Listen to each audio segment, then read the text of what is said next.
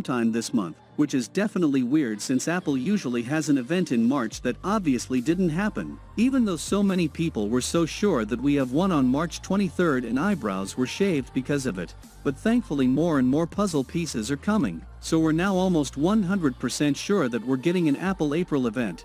So I will go through all of the list and rumors that discuss new Apple products, and let you know which ones you should be expecting, and which ones you shouldn't. The first thing I want to talk about are the major points of evidence for why we're getting an April event, and it all coincides with the new 2021 iPad Pro, which didn't end up shipping in March, like many expected it to a couple months back in January. We got some leaked dimensions and files for the iPad Pro, which shows that it can be released very soon since this type of stuff doesn't leak unless a product is almost ready to go. Then a month later, marketer, who is an incredibly reliable leaker, said that the iPad Pro is going to be as powerful as the M1 Mac, and this totally makes sense since we're expecting the iPad Pro to get the A14 chip with a CPU Core i8 graphics course in just a couple of weeks ago. 9 to 5 Mac discovered mentions of the A14X chip with an iOS 14.5 beta code, and this usually only happens right before product is released. For example, beta code mentioning the new M1 Mac leaks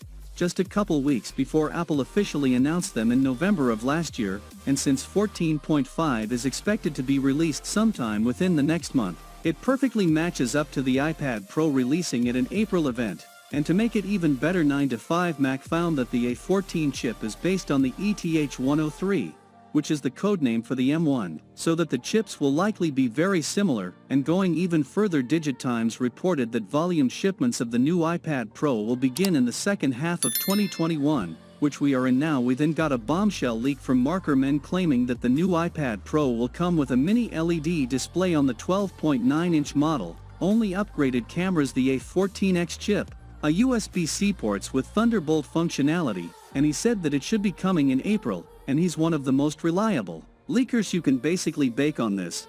Some of those features like the A14X chip Thunderbolt port and the mini LED display are a huge deal, so Apple will absolutely want to show it off during an event. So an April event is extremely likely to happen, and John Prosser is also baking on April for the event date. And finally, here's one more big piece of evidence from Weinberg. Somehow he got a hold of a sticker showing that a new unreleased accessory is coming soon, which supports the first, second and third generation 11-inch iPad Pro, and the thing is the third gen model doesn't exist yet, is the one that we're expecting later this month. And S Pen mentioned that the new iPad Pro is coming in mid-April, so there's more confirmation now.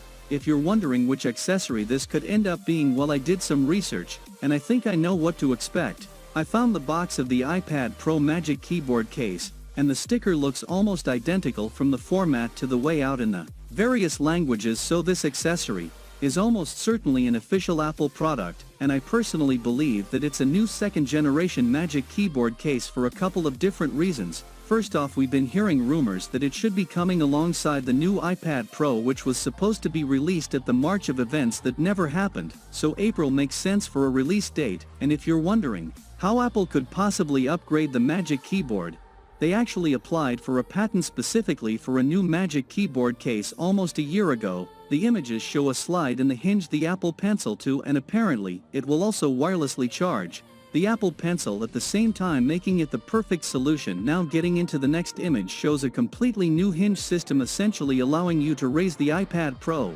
much higher if you like to, or even use it in a new clipboard mode, which will finally solve the problem people have with the other Magic Keyboard, where you couldn't lay down in the iPad Pro to write and draw. So in my opinion, if we're getting a new iPad Pro this month, then we're for sure getting a new Magic Keyboard case alongside it. Now if you put all of the puzzle pieces together with the crazy powerful A14X chip as well as the new 5G support that we're also expecting, it makes a lot of sense for the iPad Pro to finally support professional Mac apps like Final Cut, Logic and Xcode, which has been rumored for some time now by John Prosser.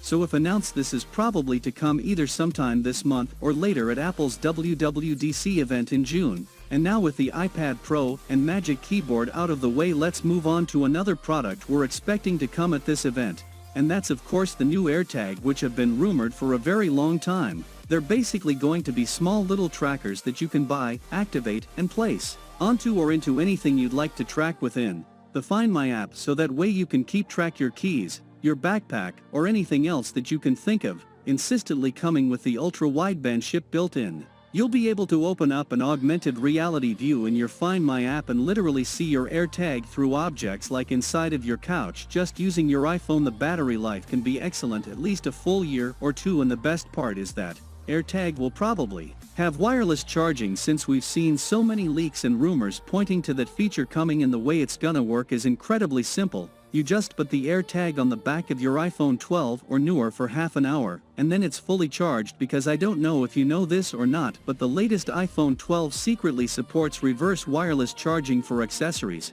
Apple never mentioned this because they probably were going to release the AirTag alongside the new iPhone. For the AirTag were of course delayed over and over again now. On top of that, recent leaks and rumors are pointing to it being smaller than expected, just a bit larger than 1/4, but around 6mm thick, and according to Max Weinberg the retail for around $39 each.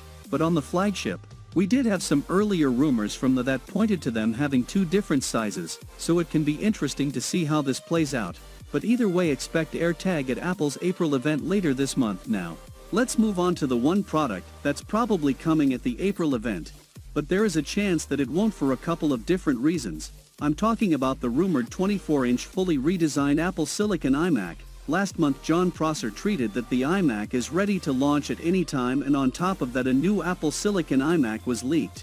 An Xcode crash log pointing to Apple already testing out the model on the latest macOS software, and to add even more evidence, John revealed that the new iMac will be coming in some brand new colors, and coincidentally almost all of those colors perfectly match up to the new Apple spring colors. It also revealed for some new Apple cases, and according to Max Weinberg we should be expecting some new seasonal Apple Watch bands, probably with the same spring colors. A tweet: new colorful Apple Watch bands. With the crazy thing is that the tweet was actually a reply to a question about the new iMac, so he agrees with that as well. So it's all starting to look like Apple could have a spring color themed events to reveal the new. That is all for now, guys.